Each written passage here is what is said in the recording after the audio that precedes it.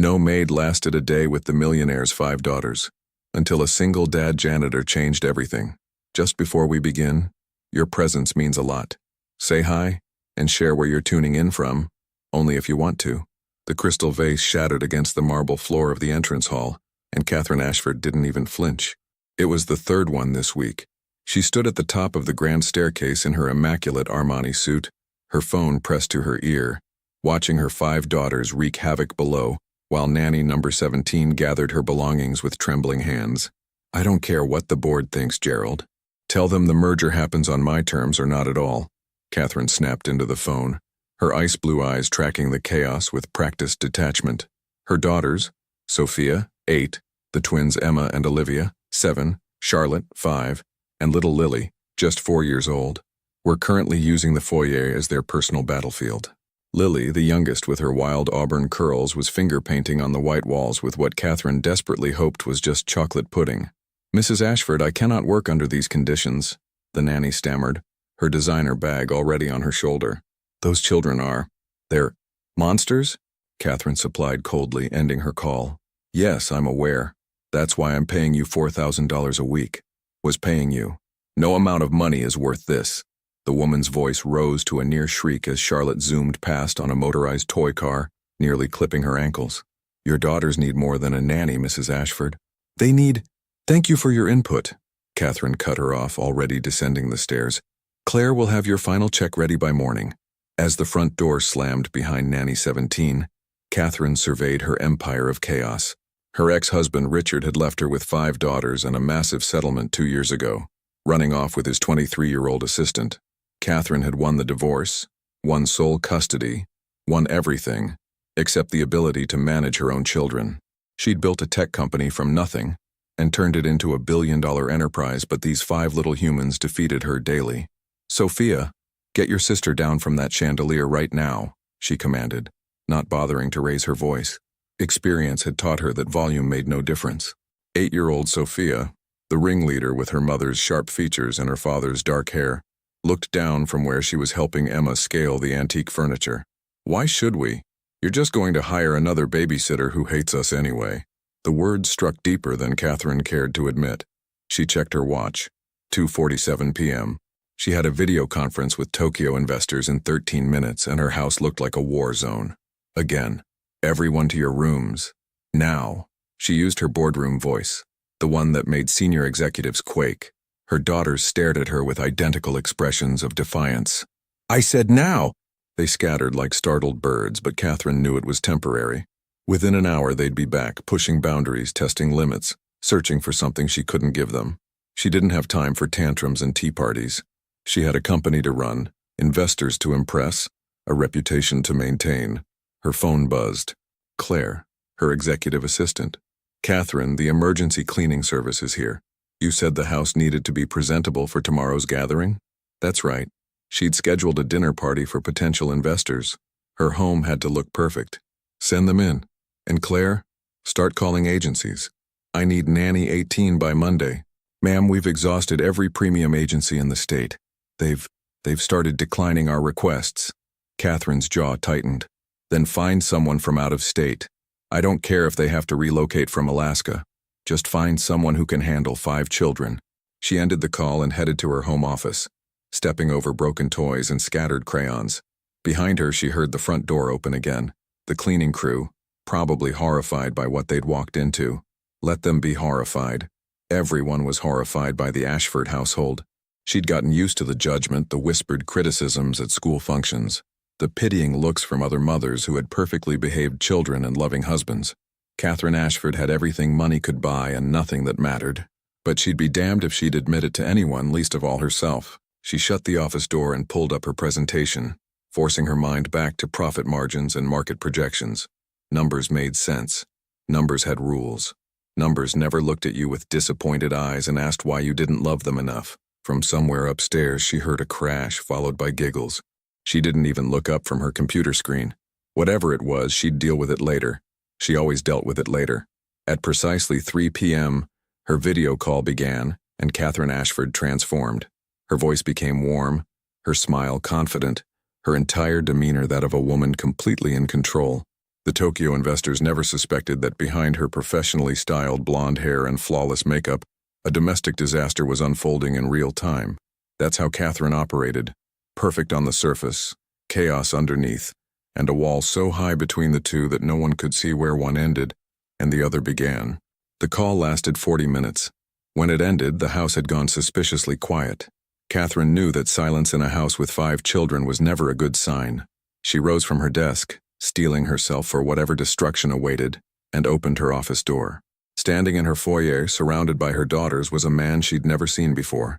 He was tall, probably 6'2", with dark hair graying at the temples and warm brown eyes that crinkled at the corners. He wore a simple navy work uniform with Rivera Cleaning Services embroidered on the chest.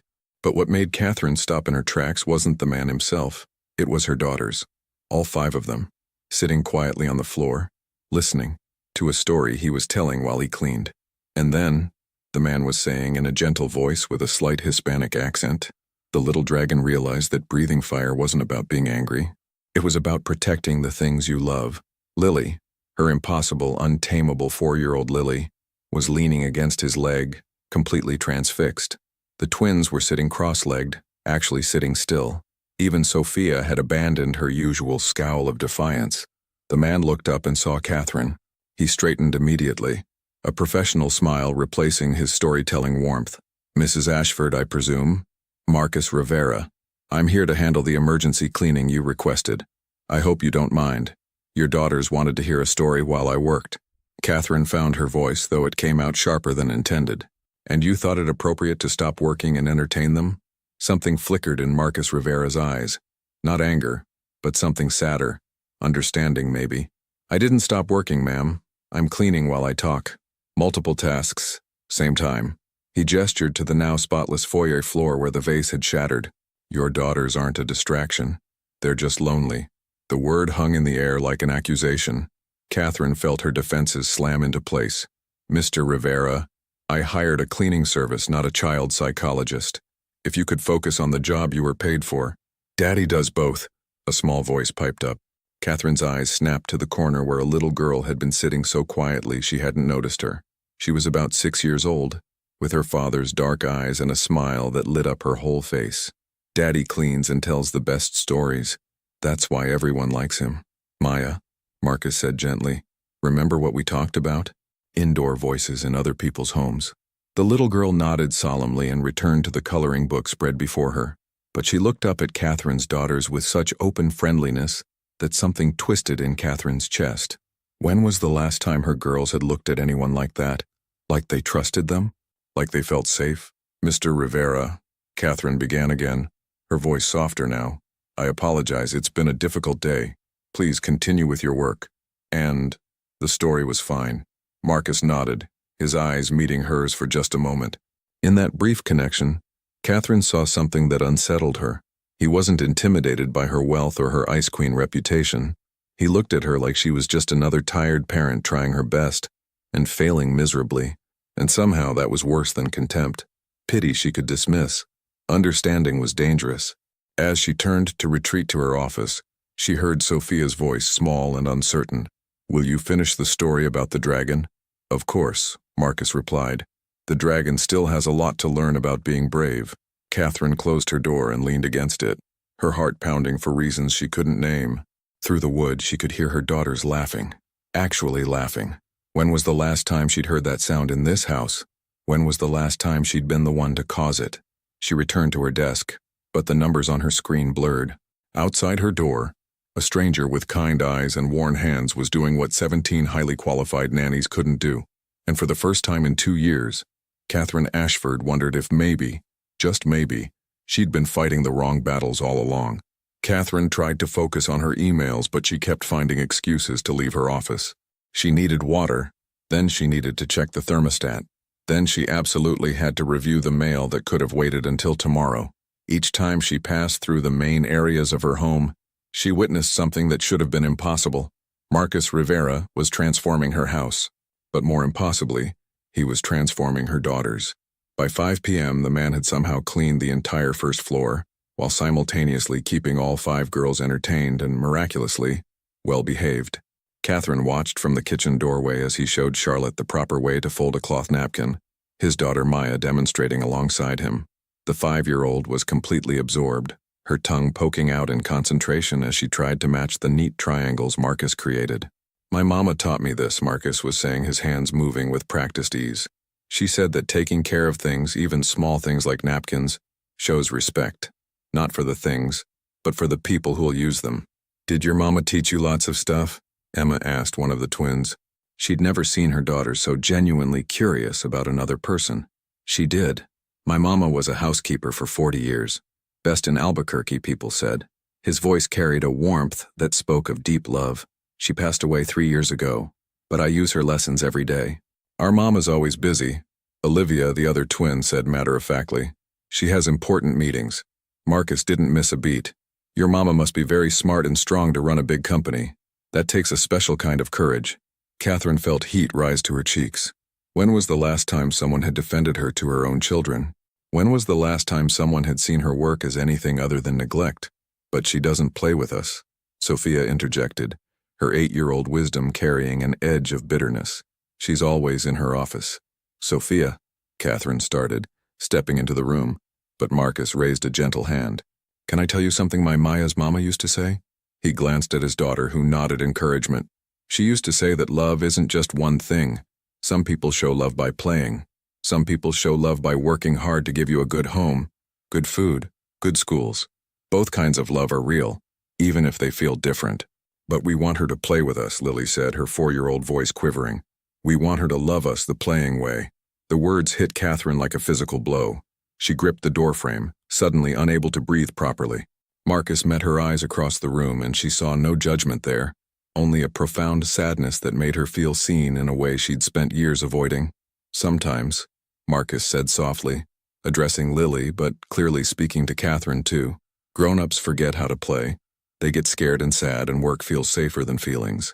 But that doesn't mean they don't love you. Sometimes it means they love you so much it hurts and they don't know what to do with that hurt." "Did Maya's mama forget how to play?" Charlotte asked innocently. Marcus's face clouded briefly. "Maya's mama got very sick. She didn't forget to play. She just ran out of time to do it. That's why I try to play with Maya every single day now. Because I learned that time is the most important thing we can give the people we love." Catherine turned and walked quickly back to her office before anyone could see the tears threatening to spill. She closed the door and pressed her palms against her desk, taking deep breaths. Who was this man? This cleaning man who saw through her so easily, who spoke about love and loss with such devastating clarity. She pulled out her phone and did something she never did during work hours. She searched for information about Rivera Cleaning Services. The website was simple, professional. One-man operation, it seemed, specializing in residential and small commercial spaces. References from satisfied clients praising his thoroughness and reliability. Then she found a news article from 3 years ago. Local woman loses battle with cancer, leaves behind husband and young daughter. There was a photo. Marcus Rivera, younger and devastated, holding a tiny 3-year-old girl at a funeral. The article mentioned that his wife, Elena, had been a nurse at Presbyterian Hospital. She'd died at 31. Catherine closed the browser, feeling like she'd invaded something private, but the pieces were falling into place. Marcus Rivera was a widower, raising his daughter alone while building a business. He understood loss. He understood what it meant to keep going when everything fell apart. He understood her daughters because he'd lived through something that taught him how fragile everything really was. A knock on her door pulled her from her thoughts. "Mrs. Ashford?"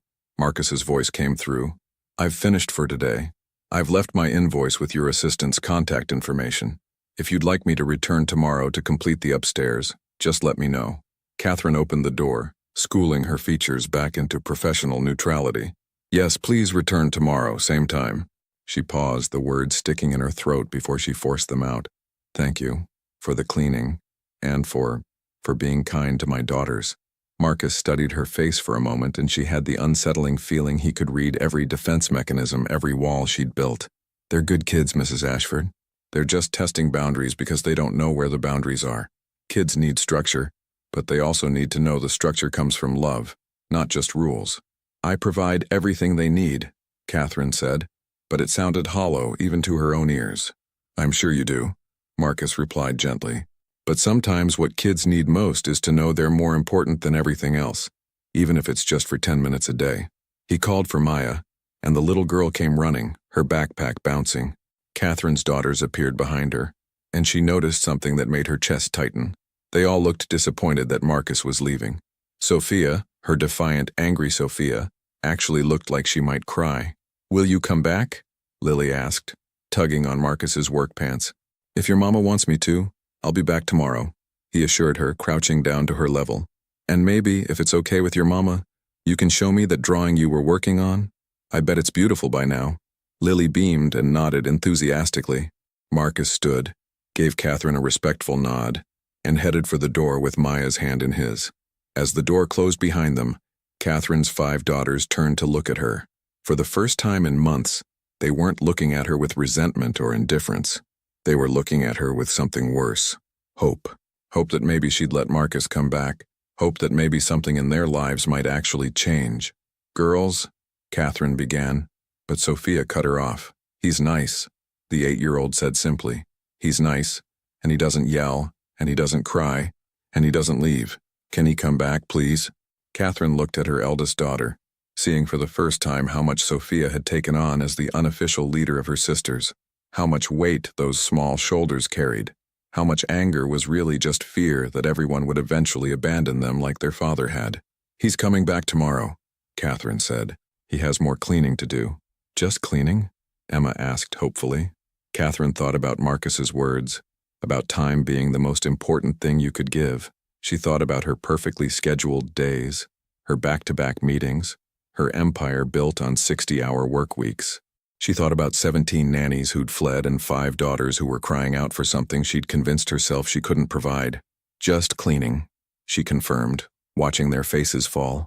Then, before she could stop herself, "But maybe after dinner we could watch a movie together. All of us." The shock on their faces would have been comical if it hadn't been so heartbreaking. Lily recovered first, launching herself at Catherine's legs with such force she nearly knocked her over. "Really? You'll watch with us? Not work?" Catherine awkwardly patted her youngest daughter's head, unused to physical affection from her children.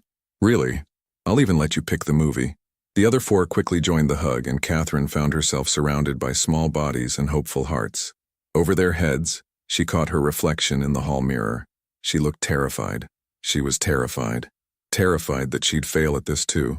Terrified that one movie night wouldn't be enough. Terrified that she'd already broken something in her daughters that couldn't be fixed.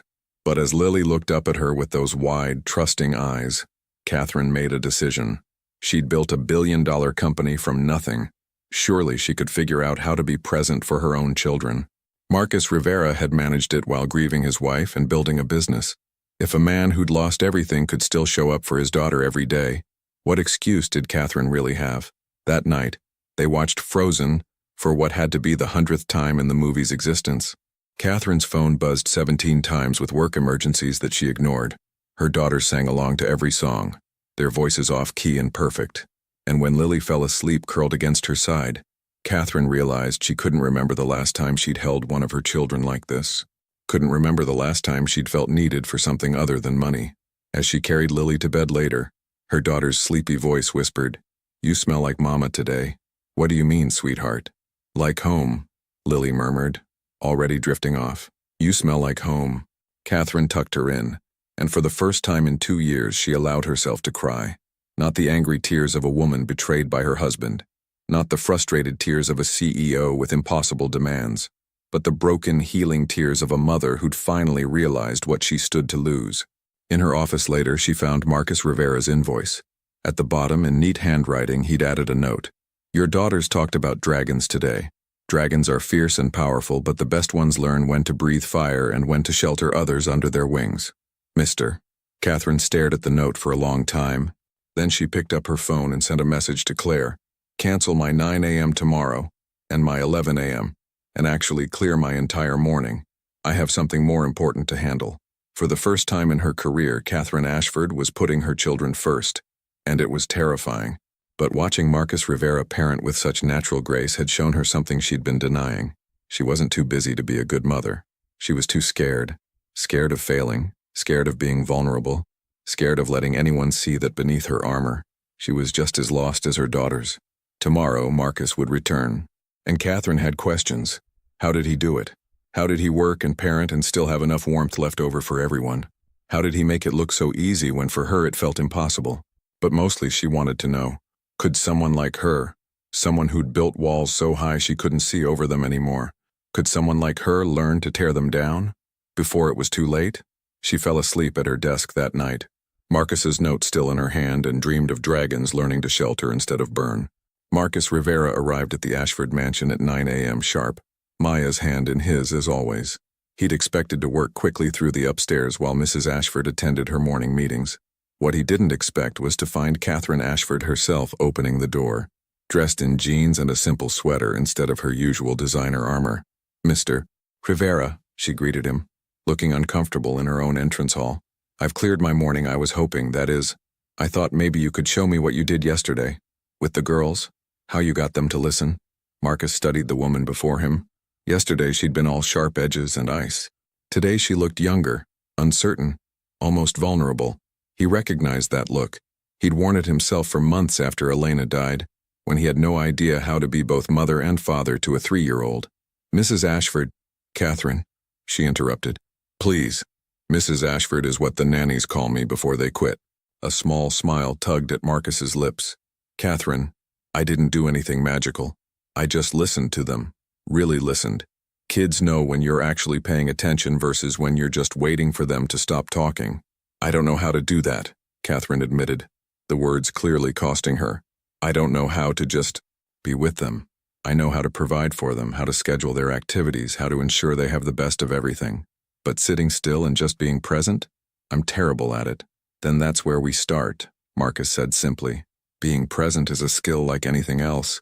You weren't born knowing how to run a company, right? You learned. This is the same." Catherine let him in, and they found her 5 daughters eating breakfast at the kitchen table.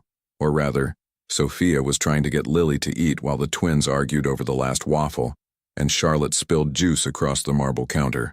It was controlled chaos, and Catherine looked ready to flee. "Hey there, my dragon friends," Marcus called out cheerfully, and 5 heads swiveled toward him. The change was instant.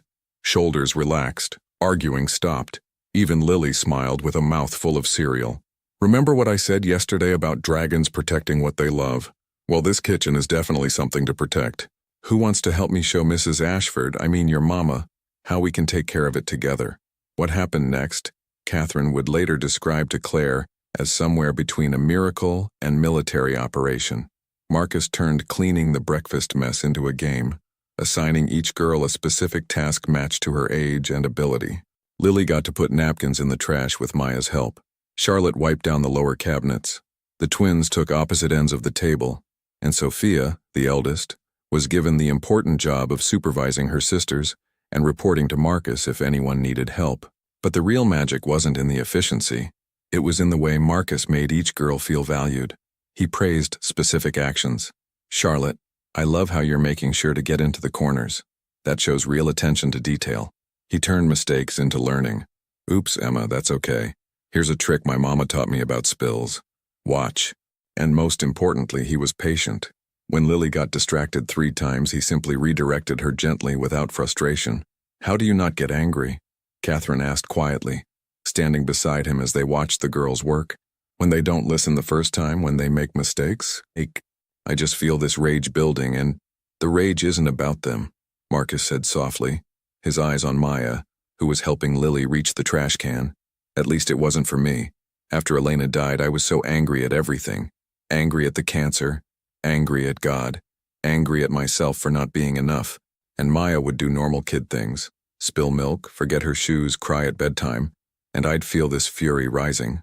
Like I wanted to scream, 'Why can't you just be easy? Haven't I lost enough?' Catherine turned to look at him, shocked by his honesty.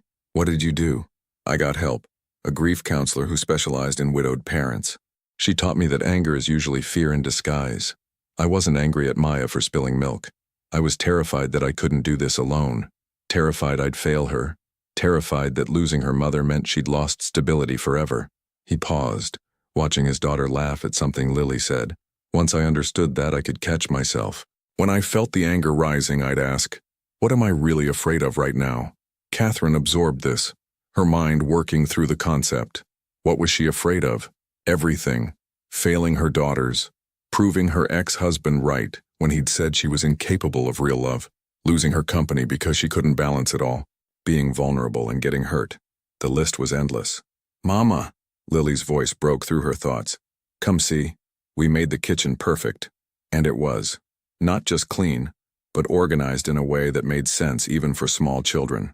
Marcus had rearranged the lower cabinet so the girls could reach dishes and cups, and he'd labeled bins with pictures for those who couldn't read yet. The whole space felt more like a home, and less like a showroom. "This is wonderful, girls," Catherine said, meaning it. "You all worked so hard. Mr.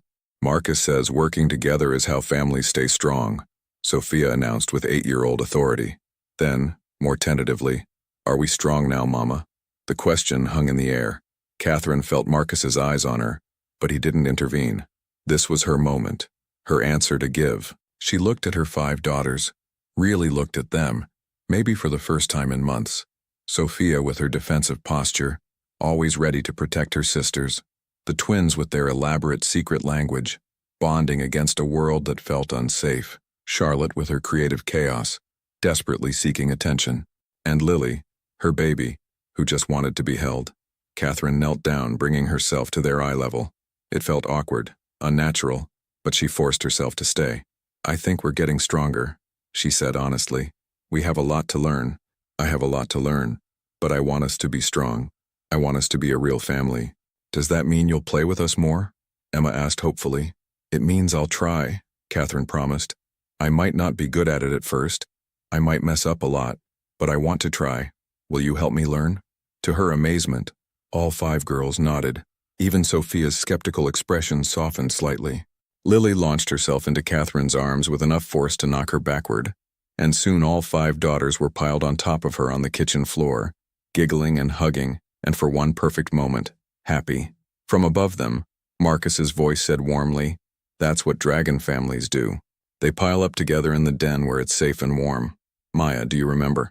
We do it every morning before school," Maya said proudly. "Daddy says it's our charging station. We get hugs, so we're ready for the day." Catherine looked up at Marcus from beneath her pile of daughters, and something passed between them. An understanding, perhaps. He'd been where she was, lost in grief and fear and anger. He'd found his way out. Maybe, just maybe, he could help her find hers too. The rest of the morning passed in a way Catherine had never experienced. Marcus cleaned, yes, but he also taught. He showed her how to turn ordinary tasks into bonding moments, how to listen not just to words but to feelings, how to set boundaries with love instead of threats, how to let her daughters see her as human, not perfect. During lunch, which Marcus insisted on making with the girls, Catherine watched him explain to Charlotte why we don't touch the hot stove. He didn't just say no. He explained that her job as mama was to keep Charlotte safe, and the stove could hurt her, and if she got hurt, her mama would be sad. Charlotte actually listened. More than that, she seemed to appreciate being treated like someone capable of understanding. "You're a natural teacher," Catherine observed as they watched the girls eat their sandwiches at the table like civilized humans instead of the feral creatures she'd grown accustomed to. Marcus shrugged, wiping down the counter. "I'm not a teacher. I'm just a dad who had to figure things out fast. When Elena got sick, she made me promise I wouldn't let Maya grow up thinking love was complicated or hard. She said love should be the easiest thing in the world. You just show up, pay attention, and care more about their hearts than about looking like a good parent." Elena sounds like she was an amazing woman. She was. Marcus's voice carried deep affection but not the raw pain of fresh grief. She was a NICU nurse, spent her days taking care of the tiniest, most fragile babies. She'd come home exhausted, but she always had energy for Maya. Always. He paused, his expression growing thoughtful. She used to say that those babies taught her what love really was. They couldn't do anything for you, couldn't thank you or reward you or make you look good. You took care of them because they needed it, and that was enough. She said that's how we should love everyone, like they're precious just because they exist, not because of what they can do for us. Catherine felt tears prick her eyes. "I've spent 2 years trying to prove I don't need anyone, that I'm enough all by myself, strong, independent, untouchable. And how's that working out?" Marcus asked gently. "I built a billion-dollar company and lost my family," Catherine whispered. "So not great." "You haven't lost them yet," Marcus corrected, nodding toward her daughters. They're right here, still hoping, still waiting. Kids are incredibly resilient, Catherine. They forgive so much more than adults do. The question is, can you forgive yourself enough to try again? Before Catherine could answer, her phone rang. She glanced at the screen, her CFO, probably with an emergency that absolutely required her attention. Her hand moved toward the phone automatically, 2 years of conditioning making the decision for her. Then she stopped. She looked at her daughters, happily eating lunch and chattering with Maya about favorite colors. She looked at Marcus, who was watching her with understanding, not judgment, and she made a choice. She declined the call and turned off her phone completely. Mr. Rivera, she said formally, though her voice shook with emotion, I'd like to modify our arrangement. I don't just need cleaning services. I need help. With everything. I need someone to show me how to be the mother my daughters deserve. I know that's not what you signed up for, and I'll pay you whatever rate you— Marcus held up a hand, stopping her. This isn't about money, Catherine. This is about whether I have the time and whether it's the right thing for everyone involved. Maya and I have our routine, our life. I can't just— I understand, Catherine said quickly, feeling foolish. I shouldn't have assumed. I'm sorry. Let me finish, Marcus said with a slight smile. I was going to say I can't just agree without thinking about Maya, but he looked at his daughter, who was teaching Lily how to fold her napkin into a butterfly shape. Maya loves being around other kids. And honestly, since Elena died, I've been so focused on making sure Maya doesn't feel the loss that I haven't given her much chance to just be a kid around other children. Maybe this could be good for both our families. Catherine's breath caught. Really? You'd consider it? On one condition, Marcus said seriously. This isn't about me fixing your family while you watch. This is about me helping you learn to connect with your daughters. It'll be uncomfortable. You'll make mistakes. There will be moments when you want to run back to your office and hide behind your work. But if you commit to this, really commit, then yes, I'll help. I commit, Catherine said immediately, then caught herself. I want to commit. I'm terrified I'll fail, but I want to try. That's all anyone can ask, Marcus replied. Fear is normal. Elena used to tell her NICU parents that fear meant they cared enough to worry about doing it right. It's the people who aren't scared who should worry. They spent the afternoon in the backyard, something Catherine couldn't remember doing in months. Marcus showed her how to play with her daughters. Really play, not just supervise. They built an obstacle course using pool noodles and hula hoops. They had relay races where Marcus made sure to handicap himself and Catherine so the younger girls could win sometimes. They played a game he called emotion charades, where the girls had to act out feelings and everyone had to guess. A sneaky way, Catherine realized, to teach emotional vocabulary. By 4 p.m., all 6 girls were exhausted and happy, sprawled on a blanket under the large oak tree in the corner of the yard. Catherine sat with them, Lily asleep with her head in Catherine's lap, and felt something she hadn't felt in years. Peace. Thank you, she said quietly to Marcus, who was sitting nearby with Maya drowsing against his shoulder. Not just for today, for seeing past my armor, for being kind when you could have been judgmental. Marcus was quiet for a moment. Can I tell you something? Yesterday, when I first arrived and saw your daughters acting out, I didn't see bad kids. I saw my Maya, about 6 months after Elena died, angry, testing every boundary, trying to make sense of a world that had betrayed her. Your daughters aren't misbehaving because they're bad. They're trying to figure out if you're going to abandon them too. But I haven't abandoned them, Catherine protested. I'm right here. I've always been here. Physically, yes. But Catherine, there's a difference between being present and being available. I learned that the hard way. He shifted slightly, careful not to wake Maya. After the funeral, I threw myself into building the business. Told myself I was doing it for Maya, to secure her future. But really, I was hiding. Work was easier than grief. Clients were easier than a crying 3-year-old asking why mommy wasn't coming home. What changed?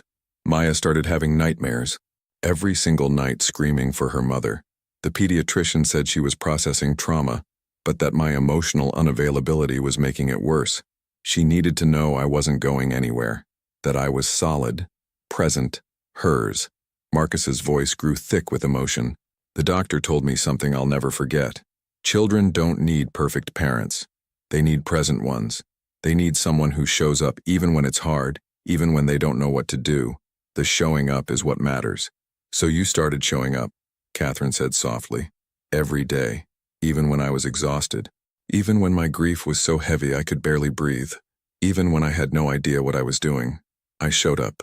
I read to her even when my voice cracked on every word. I held her during nightmares even when it broke my heart. I played even when I wanted to crawl into bed and not wake up. And slowly, over months, Maya started to heal. And so did I. Catherine looked down at Lily, at her other daughters sleeping peacefully for the first time in recent memory. I've been so angry at Richard for leaving, for choosing his secretary over his family, for abandoning these beautiful girls.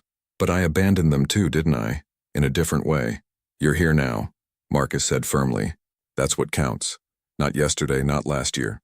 Now, this moment, this choice.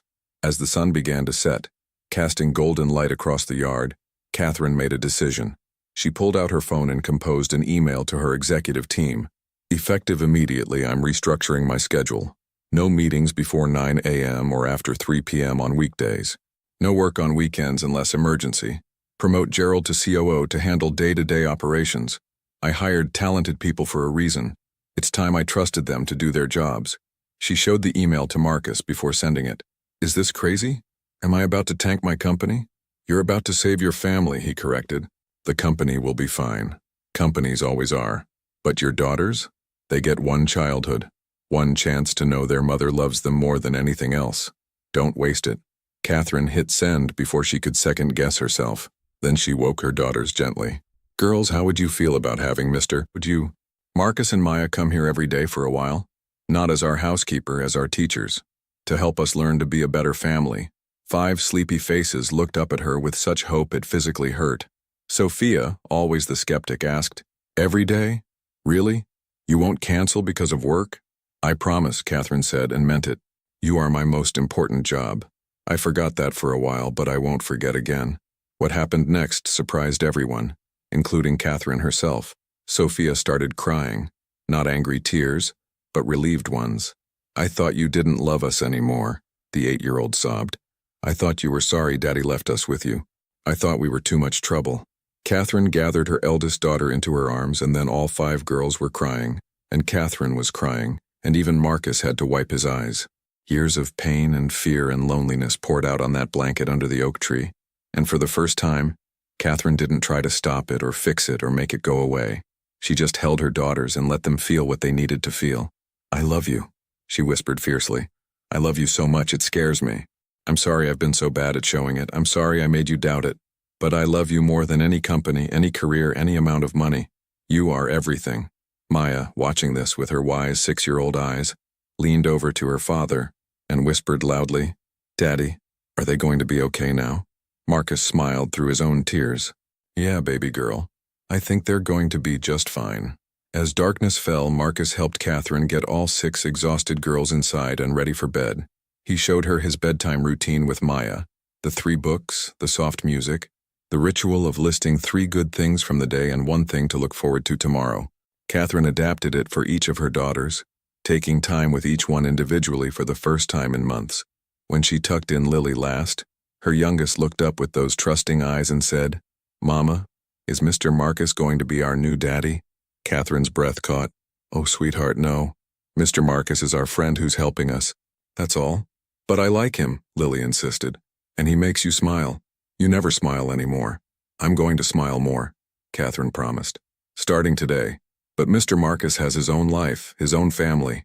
We're learning from him. After all the girls were asleep, Catherine found Marcus in the kitchen packing up his cleaning supplies. Thank you, she said inadequately, for everything. I can't believe how much changed in just 2 days. This is just the beginning, Marcus warned gently. The hard part comes next, maintaining it. Not slipping back into old patterns when things get stressful. Your daughters will test you, Catherine. They'll push boundaries because they need to know the new version of you is real and permanent. I know, but I have a good teacher. She paused, then asked the question that had been nagging at her. Why are you doing this, really? You could clean houses and make good money without getting emotionally involved. Why help us? Marcus was quiet for a long moment, his hands stilling on his cleaning supplies. When he spoke, his voice carried a weight that made Catherine pay close attention. Because 3 years ago a NICU nurse saw a terrified father who didn't know how to care for his premature baby, and she took extra time every single day to teach me. She wasn't my wife's nurse. My wife was in a different wing, But she saw me struggling and she helped. That nurse's kindness changed everything for me and Maya. What was her name? Catherine asked softly. Marcus met her eyes. I don't remember. I never got to thank her properly. Elena died 2 weeks later, and in the chaos of grief and funeral arrangements, I never went back to find that nurse. But I made a promise to Elena's memory that if I ever saw another parent struggling the way I did, I'd help. No judgment, no conditions, just help. You're honoring your wife by helping my broken family. I'm honoring my wife by being the person she believed I could be. Marcus corrected gently. Elena always said the best way to heal from loss was to help others find what you've lost. I lost my partner, my best friend, the love of my life. But I found a way to be a good father. If I can help you find that connection with your daughters, then Elena's love keeps rippling outward. That feels right. Catherine felt tears threaten again. I don't know what I did to deserve your help, but I'm grateful, more than I can say. Marcus shouldered his bag and called softly for Maya, who came trotting in, rubbing her eyes. See you tomorrow, Catherine, 9 a.m., and bring your courage. Tomorrow we tackle emotional regulation and conflict resolution. That sounds terrifying. It is, Marcus agreed with a grin. But so is building a billion-dollar company, and you manage that. You're stronger than you think. You just forgot for a while. After they left, Catherine walked through her quiet house. It was clean, yes, but more than that, it felt different, warmer somehow, more like a home and less like a museum. She stopped in each daughter's room, watching them sleep peacefully, their faces relaxed in ways she hadn't seen in months. In Sophia's room, she noticed a drawing on the nightstand, 5 stick figures holding hands, the girls, and 2 taller figures standing nearby. One labeled Mama with a small smile drawn on, the other labeled Mr. Marcus with a big smile and a heart. Catherine picked up the drawing, studying it in the dim light from the hallway. Her daughter had drawn her smiling. When was the last time Sophia had seen her mother smile? When was the last time Catherine had felt like smiling? She carried the drawing to her own bedroom and placed it on her nightstand where she'd see it first thing in the morning. A reminder of what she was fighting for. A reminder that change was possible. That night, Catherine Ashford slept better than she had in 2 years. No anxiety about morning meetings. No stress about impossible schedules. Just peace and hope, and the beginning of something that felt like healing. In a modest apartment across town, Marcus Rivera tucked Maya into bed and sat with her until she fell asleep, as he did every night. He thought about Catherine Ashford and her 5 daughters, about the pain he'd seen behind the Ice Queen facade, about the potential for transformation. He hadn't told Catherine everything, hadn't told her that he'd chosen her house specifically when the cleaning request came through his service, hadn't told her that he'd recognized the address from somewhere, though he couldn't quite place where, hadn't told her that something about this family felt important in a way he didn't fully understand yet. As he kissed Maya's forehead and turned out the light, Marcus whispered the prayer he said every night. Elena, if you can hear me, guide me. Help me be the father Maya needs. And if I'm meant to help others, show me how. He had no way of knowing that his prayer was about to be answered in ways he never could have imagined. That the connection between his family and Catherine's ran deeper than either of them knew. That the truth, when it finally came to light in the weeks ahead, would change everything. But tonight, 2 broken families had taken the first steps toward healing. And sometimes, that's all you can ask for. 1 step, 1 day, 1 choice at a time. The rest would come. It always did. Tomorrow would bring new challenges, new lessons, new moments of connection. But tonight, in 2 different homes across the city, children slept peacefully knowing they were loved. And in the end, isn't that all any child really needs? 3 weeks passed, and the Ashford household transformed into something Catherine barely recognized. A home filled with laughter instead of chaos. Marcus came every morning at 9, and together they created routines that actually worked. Breakfast became family time. Bedtime meant individual moments with each daughter. Weekends were sacred. No work, just connection. Catherine's board questioned her new schedule. Her CFO Gerald handled it beautifully, proving Marcus right. She'd hired talented people who could manage without her hovering. The company thrived. More importantly, so did her daughters. But something else was happening too. Something Catherine tried desperately to ignore. She was falling for Marcus Rivera. It wasn't just gratitude, though she was grateful beyond measure. It was the way he listened when she talked about her fears. The way he made her laugh when she took herself too seriously. The way he looked at his daughter with such pure love that Catherine ached with longing. Not for him, but to be loved like that herself. She caught herself watching him more than necessary, noticed when he changed his work shirt, found excuses to be in whatever room he occupied. It was ridiculous, inappropriate. She was his employer, technically. He was her teacher. And more than that, he was still grieving his wife. Earth to Catherine. Marcus's voice broke through her thoughts. They were in the garden while the girls played on the swing set. You okay? You've been staring at that rose bush for 5 minutes. Just thinking, she said quickly, about how much has changed. Marcus smiled, that warm expression that made her heart do stupid things. You've done incredible work. Your daughters are thriving. Sophia hasn't had a single outburst in 2 weeks. The twins are more confident. Charlotte's creativity has an outlet now. And Lily. He paused, his expression growing thoughtful. Lily's special, isn't she? What do you mean? She sees things other kids don't. Emotional things. Yesterday she told me Maya was sad because she missed her mother, even though Maya was smiling. She was right. It was Elena's birthday. His voice carried wonder. Your 4-year-old has emotional intelligence beyond her years. Catherine felt pride swell. She's always been perceptive. Sometimes it worries me, like she carries too much for someone so small. Or maybe she's exactly who she's meant to be, Marcus suggested. Elena used to say some souls are old. They come into this world already knowing things the rest of us have to learn. They fell into comfortable silence watching their daughters play together. 6 girls who'd become inseparable. Catherine couldn't imagine life without Maya's gentle presence anymore. The thought made her chest tighten. Marcus, she began hesitantly, can I ask you something personal? Of course.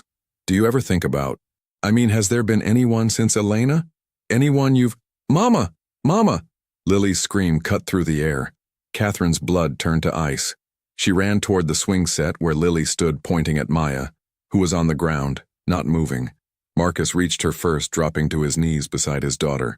Maya, baby, can you hear me? Maya's eyes fluttered open, unfocused. Daddy? I feel funny. Everything's spinning.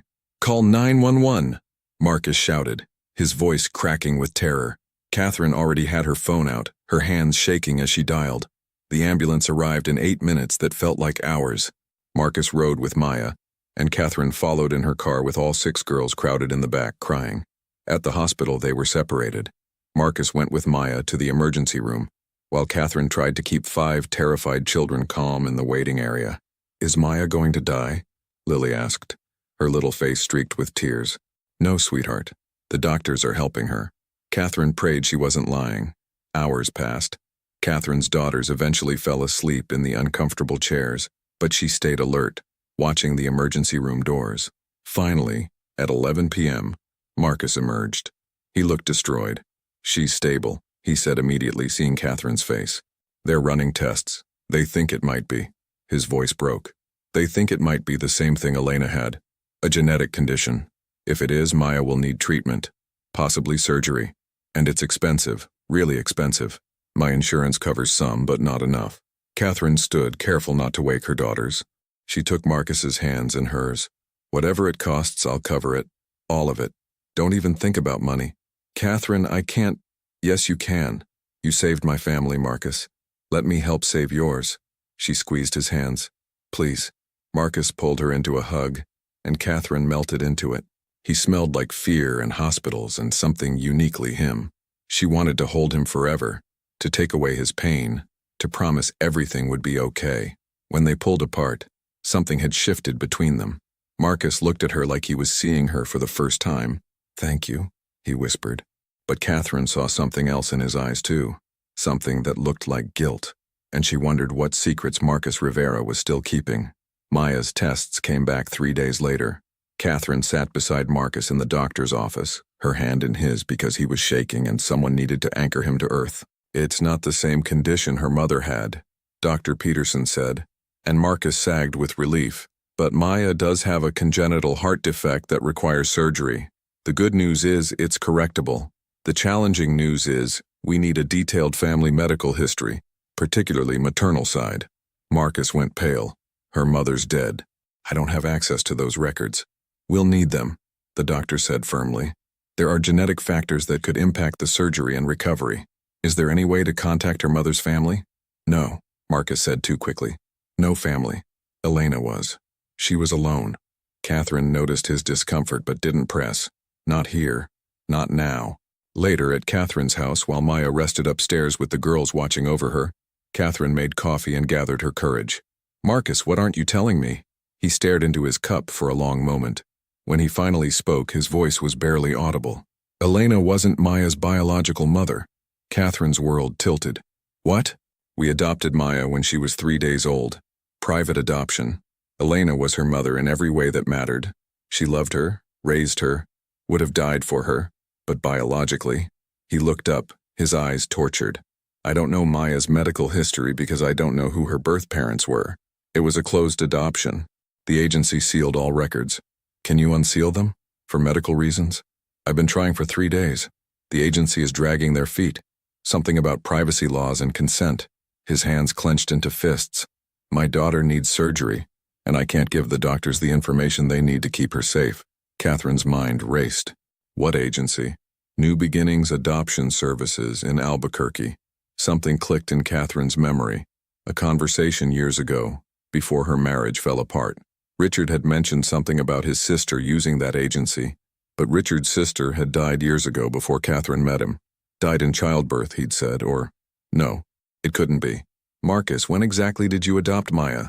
"September 15th, 6 years ago." "Why?" Catherine's hands went numb. "September 15th, 6 years ago. The same day Richard's sister supposedly died. But what if she hadn't died? What if she'd given up a baby instead?" "I need to make a call," Catherine said, her voice strange even to her own ears. "Stay here." She went to her office and pulled out the box of Richard's things she'd kept. Papers from the divorce, old photos, documents. Buried in the bottom was a memorial card. "Sarah Mitchell, beloved sister, 1992-2018. But attached to it, hidden behind, was something else.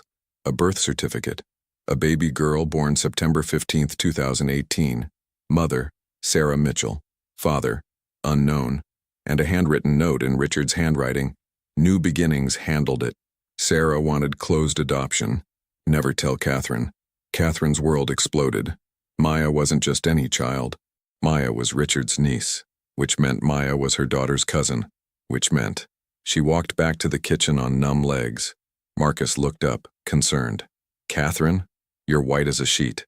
"I think I know who Maya's birth mother was," Catherine whispered. "And Marcus, this changes everything. Changes."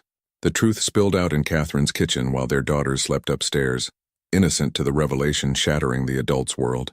Richard's sister Sarah had gotten pregnant at 25 by a man who abandoned her. Ashamed, hiding from their wealthy, judgmental family, she'd gone to New Mexico to have the baby in secret. She'd chosen closed adoption, made Richard promise never to tell anyone, especially not Catherine, who she'd only met once at the wedding. Sarah had died 3 months later, not in childbirth like Richard claimed, but by suicide. The guilt of giving up her daughter had consumed her. "Richard knew," Catherine said, her voice hollow. "He knew Maya existed. He knew where she was, and he never said anything." Marcus was shaking. "Why wouldn't he tell you? Why keep it secret?" "Because Richard kept everything that mattered secret," Catherine said bitterly. "He probably thought if I knew Maya existed, I'd want to find her, want to be involved. He couldn't stand anything that might complicate his perfect, controlled life." "Maya is my daughter's cousin," Catherine continued, the reality sinking in. "She's family, real family, and she's been here all along." Marcus stood abruptly, pacing. "This is insane. What are the odds? Out of every house in this city, I end up at yours?" "Maybe it wasn't odds," Catherine said softly. "Maybe it was meant to be. You said Elena made you promise to help struggling families. What if this was always where you were supposed to end up? With us?" Marcus stopped pacing, turning to face her. "What are you saying?" "I'm saying Maya needs her medical history. Now we can give it to her. Richard came from a family with detailed health records. His mother was obsessed with documenting everything. I can get them." She paused. "But more than that, Marcus. Maya deserves to know she has family, real family who loves her." "What about Richard? He's their father. What do I tell him?" Catherine's expression hardened. "Richard abandoned his daughters. He doesn't get a say anymore. But his family medical history could save Maya's life. That's what matters." Over the next week, Catherine obtained the Mitchell family medical records. The doctors found what they needed, a genetic marker that required adjusted surgical protocol. The surgery was scheduled, and Catherine paid for everything without hesitation, because Maya wasn't just Marcus's daughter anymore. She was family. The night before Maya's surgery, Catherine gathered all 6 girls in the living room. "We need to tell you something important," she began, Marcus beside her. They explained it simply. Maya's birth mother was related to their family. Maya was their cousin. They'd found each other by accident, or maybe by fate, but now they knew the truth. Lily spoke first, her 4-year-old wisdom shining through. "So Maya's our sister now? Like forever? If that's what everyone wants," Catherine said carefully. "I want it," Sophia declared, and all the other girls nodded. Maya looked at her father, then at Catherine. "Does this mean you're my Aunt Catherine?" "If you'd like me to be," Catherine said, tears streaming down her face. "And my sisters are really my cousins?" Maya's eyes were wide with wonder. "Really, truly," Marcus confirmed, his own voice thick. Maya considered this seriously. Then she smiled, that brilliant smile that lit up everything. "I always wanted a big family. Daddy said Mommy Elena wanted that too." The girls erupted into excited chatter, planning how they'd share rooms after Maya's surgery, how they'd be together forever, how nothing would ever separate them now. Later, after the children finally slept, Catherine and Marcus stood in her kitchen drinking coffee and processing the impossible truth of their intertwined lives. "So what happens now?" Marcus asked quietly. Catherine turned to face him. "Now we stop pretending this is just about you helping my family. Now we admit that maybe, possibly this is about building something new. Together. Catherine, I love you," she said simply. "I've been falling in love with you for weeks. I know it's complicated. I know you're still grieving Elena. I know we should probably wait and think and be rational. But Marcus, life is too short and too precious to waste time pretending we don't feel what we feel." Marcus stared at her, emotions warring across his face. "Elena told me something before she died. She made me promise that if I ever found someone who loved Maya as much as I did, someone who made our little family bigger instead of trying to replace her, I should let myself be happy. She said she didn't want me to be alone forever." "And have you? Found someone?" Catherine whispered. Marcus crossed the space between them and cupped her face in his hands. "Yes, I found you. And you're exactly what Elena described. Someone who loves Maya, who made our family bigger, who never tried to replace anyone. You just added more love, more light." When he kissed her, it felt like coming home, like every broken piece of both their lives had been leading to this moment, this choice, this beautiful, impossible, meant-to-be love. Maya's surgery was successful. She recovered beautifully, surrounded by 5 sisters who never left her side. 6 months later, Marcus and Maya moved into the Ashford mansion, not as employees or teachers, but as family, real, permanent family. A year after that, Marcus Rivera and Catherine Ashford stood in that same garden where Maya had collapsed, where their lives had changed forever, and got married. 6 flower girls walked down the aisle, and there wasn't a dry eye in the attendance. Catherine never did figure out if it was fate or chance that brought Marcus to her door that day, but she decided it didn't matter. What mattered was that a cleaning man with kind eyes and a grieving heart had seen past her walls and taught her the most important lesson. Love isn't about being perfect. It's about showing up, even when it's hard. It's about choosing connection over control. It's about building something beautiful from broken pieces. And sometimes, just sometimes, the family you need finds you exactly when you need them most. Even if it takes a shattered vase, 17 failed nannies, and one impossible coincidence to make it happen.